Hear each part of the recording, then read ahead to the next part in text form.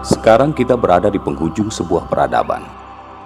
Ini adalah bumi, dunia yang kita tempati. Terdiri dari berbagai macam keindahan, warna, kehidupan, dan karakter. Bumi ini telah mengalami berbagai masa dan peradaban hingga sampailah di penghujung zaman. Sekarang kita akan menuju sebuah masa dan peradaban. Perjalanan kita mulai dari 571 Masehi. Keberadaan bumi pada masa itu dikuasai oleh dua peradaban besar. Romawi Bizantium di barat dan Persia di timur. Dua bangsa dengan peradabannya ini merupakan imperium besar. Memperoleh kekuasaannya serta mengalami berbagai peristiwa dan peperangan dengan bangsa-bangsa lain selama ratusan tahun.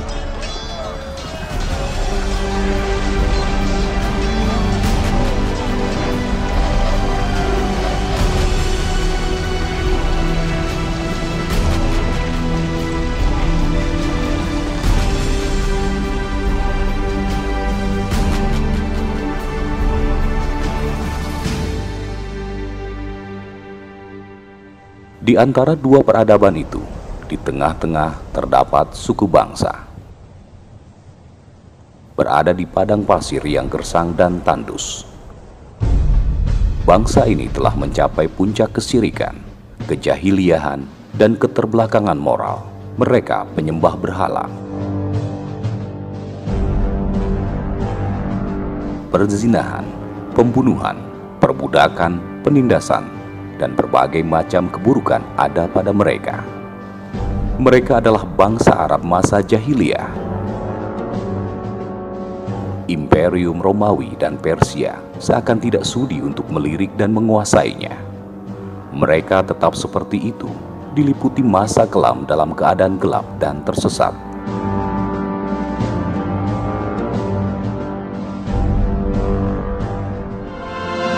Hingga di tengah-tengah ketersesatan manusia, Allah kirimkan seorang utusan dan membawa risalahnya.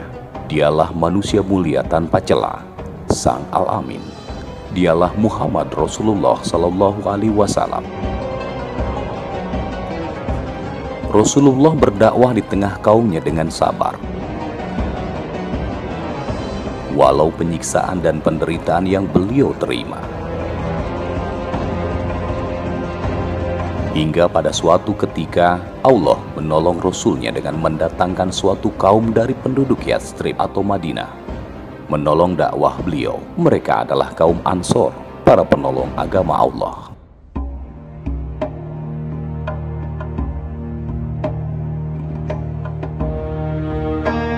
Di Madinah, Rasulullah membangun Masjid Nabawi. Dari sinilah pilar-pilar peradaban Islam ditegakkan.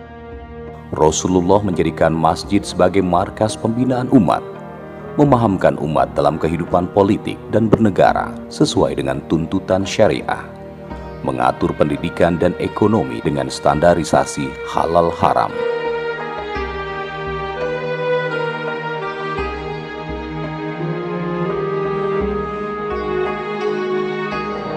Kemudian mengemban Islam ke seluruh dunia.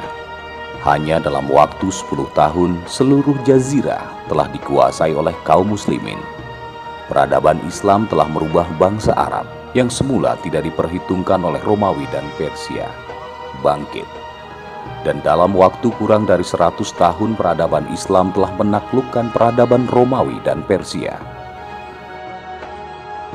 Dan tidak sampai 100 tahun kemudian, peradaban Islam telah mencapai berbagai kemajuan, melampaui kemajuan yang dicapai oleh peradaban Romawi dan Persia.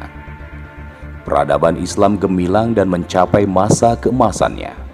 Kekuasaannya terbentang dari timur hingga barat dan menguasai 2/3 dunia selama berabad-abad. Islam dan kemajuan kebudayaannya tidaklah dapat dipisahkan dari peran dan fungsi masjid sebagai sentrum peradaban untuk membentuk karakter muslim yang agung. Inilah mengapa masjid senantiasa berada di seluruh pusat pemerintahan, seperti Masjid Cordoba di Andalusia dan Masjid Umayyah di Damaskus yang pernah menjadi pusat pemerintahan Islam.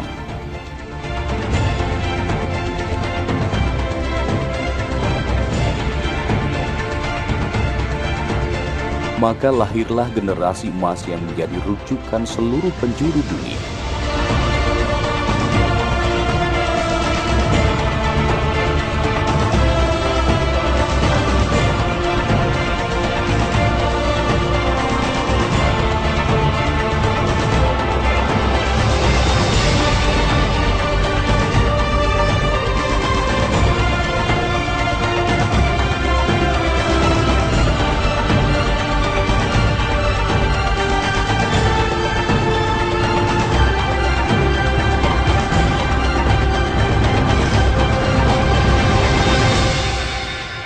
Mercusuar peradaban Islam sampai negeri Nusantara ini.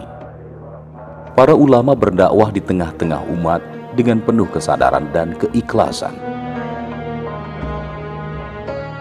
Mereka bangun masjid-masjid sebagai pusat pembinaan umat menuju peradaban Islam, sebagaimana yang telah dilakukan Rasulullah di Madinah. Hasilnya, negeri ini pernah mengalami kejayaannya dengan Islam.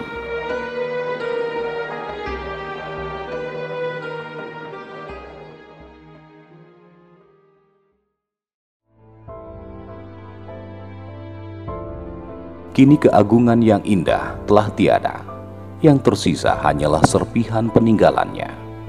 Masjid Cordoba yang spektakuler, pusat pembinaan kaum muslimin Andalusia, kini telah dirubah menjadi gereja.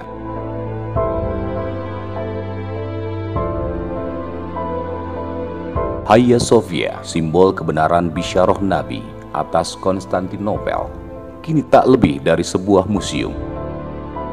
Al-Aqsa yang dibebaskan pada masa Khulafaur Rasyidin dan berada dalam kekuasaan serta keadilan peradaban Islam selama berabad-abad, kini berada dalam belenggu Zionis Yahudi.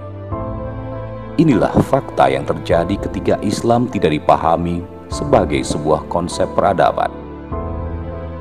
Umat Islam harus bangkit sekali lagi menuju peradaban Islam yang penuh cahaya. Umat Islam mempunyai potensi yang luar biasa untuk bangkit sekali lagi. Kaum muslimin memiliki masjid-masjid indah dan megah. Bahkan di Indonesia tidak kurang dari 500.000 masjid. Bukankah masjid adalah langkah awal Rasulullah membentuk peradaban di Madinah? Karena dari masjidlah seharusnya sentral pembinaan umat menuju peradaban gemilang. Untuk mencapai konsep peradaban Islam, maka potensi masjid yang besar itu hanya butuh transformasi dari fungsi yang sebatas ritualitas menjadi sebuah masjid yang bermetamorfosis. Masjid yang mengupgrade menjadi pusat aktivitas pembinaan umat, pusat berbagai macam kegiatan.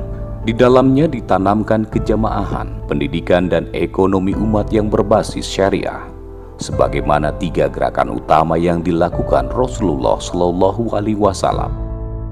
Di era kekinian, konsep ini ada pada Islamic Center sebagai pusat peradaban Islam, di mana masjid sebagai sentrumnya.